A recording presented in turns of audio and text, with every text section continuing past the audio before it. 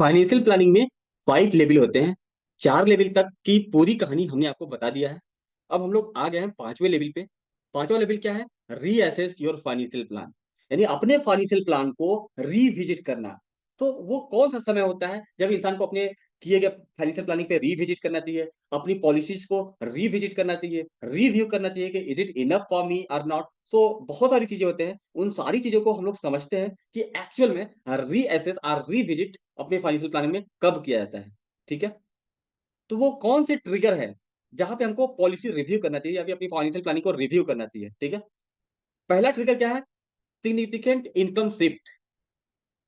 इसका मतलब क्या हुआ कि जब भी एक इंसान के जीवन में इनकम चेंज होता है, तो वो फाइनेंशियल स्टेबिलिटी को और उसके गोल को अफेक्ट करता है। इनकम चेंज, फॉर एग्जांपल, अगर किसी किसी इंसान की सैलरी इंक्रीज हो जाती है या फिर डिक्रीज हो जाती है, या जॉब का लॉस हो जाता है या न्यू एम्प्लॉयमेंट मिल जाता है, इन सारे कंडीशन में एक इंसान का सिग्निफिकेंट इनकम शिफ्ट हो रहा है। तो जब इनकम शिफ्ट हो जाएगा तो फाइनेंशियल प्लानिंग भी शिफ्ट हो जाएगा। ठीक है? इस तरीके से जब भी इनकम में फ्लक्चुएशन आती है तो हमको अपने फाइनेंशियल प्लान को रिविजिट करना ही चाहिए। ठीक है?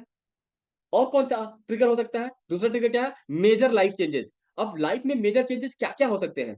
जैसे कि कुछ लाइफ लाइफ के इवेंट्स होते हैं, तो उसको हम लोग समझते हैं, या नीड होती है, रिस्पांसिबिलिटीज़ होती है, तो उस टाइम फाइनेंशियल प्लानिंग में चेंजेस होती है। फॉर एग्जांपल मैरिज, अगर किसी इंसान की शादी नहीं हुई थी, उस टाइम उसने कोई टर्म इंश्योरेंस कराया था, कोई हेल्थ इंश्योरेंस कराया था, या कोई फाइनेंशियल प्लानिंग किया था, किसी पर्टिकुलर गोल के लिए वो पैसा सेव कर रहा था, इन्वेस्ट कर रहा था। लेकिन जब उस इंसान की मैरिज हो जाती है, तो शादी जब हो जाती है, तो financial planning is not about you, it's about your partner also, right? अगर आपके बच्चे हो गए हैं, तो जब बच्चे हो गए हैं, तो वहाँ पे एजुकेशन प्लानिंग भी आ जाता है और एक्सपेंसेस भी इंक्रीज़ हो जाती है। इस तरीके से आपको फाइनेंशियल प्लानिंग में शिफ्टिंग करना पड़ता है। अगर रिटायरमेंट की बात आ रही है, तो रिटायरमेंट में क्या होता है? Shifting focus to income stability और सस्टेनेबिलिटी। जैसे-जैसे एक इंसान ओल्ड एज की तरफ जाता है, तो उसको हमेशा सस्टेनेबिलिटी पे फोकस करना चाहिए, गारंटीड पे फोकस करना चाहिए कि गारंटीड रेगुलर मंथली इनकम हमेशा जीवन में कैसे आएगा। Shifting focus to income sustainability because your asset becomes liability when you become old, right? इसलिए ओल्ड एज में गारंटीड रेगुलर इनकम की बातें की जाती है। अगर कोई ग्रेजुएशन हो रहा है, तो करियर स्टार्ट कर रहा है, मैनेजिंग स्टूडेंट लोन, तो इस तरीके से फाइनेंशियल प्लानिंग की शिफ्टिंग हो जाती है। जॉब चेंज हो जाता है तो फाइनेंशियल प्लानिंग की शिफ्टिंग हो जाती है। तो इस तरीके से हमको अपने फाइनेंशियल प्लान को रिविजिट करना होता है। तो when to revisit your financial plan? It's very simple. पहला, अगर मैरिज हो गया है तो उस टाइम अपने फाइनेंशियल प्लान को रिविजिट करना चाहिए। प्लान फॉर जॉइंट गोल। दूसरा, हैविंग चिल्ड्रन, अगर बच्चे हो जाते हैं तो एजुकेशन प्लानिंग के लिए सेव करना चाहिए through insurance and through ULIP और through mutual fund, same. Okay? इस तरीके से रिटायरमेंट प्लानिंग की जाती है, तो रिटायरमेंट प्लानिंग में भी वेरिएबल इनकम और गारंटीड इनकम, और इस तरीके से 2-3 तरीके होते हैं जिससे हम रिटायरमेंट प्लानिंग अच्छे से कर सकते हैं। ठीक है?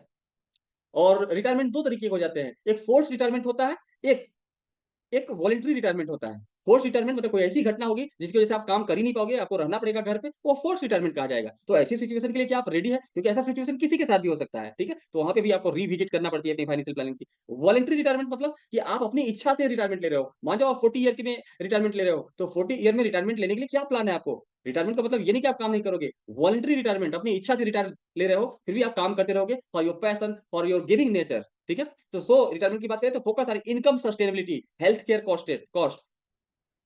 इस तरीके से हम लोगों ने जान लिया कि कब कैसे सिचुएशन में हमको अपना फाइनेंशियल प्लानिंग को रिविजिट करना चाहिए। जॉब चेंजेस में, एजुकेशन के टाइम में, करियर के टाइम में, ये सारी चीजें होती है। तो your financial planning is not A final, it will change. ठीक है? जैसे जैसे इनकम या मेजर लाइफ के इवेंट चेंज होते जाएंगे, ये चेंज होता जाएगा। ठीक है? तो इस तरीके से आपको अपने फाइनेंशियल प्लानिंग को रिविजिट करना है। Thank you so much.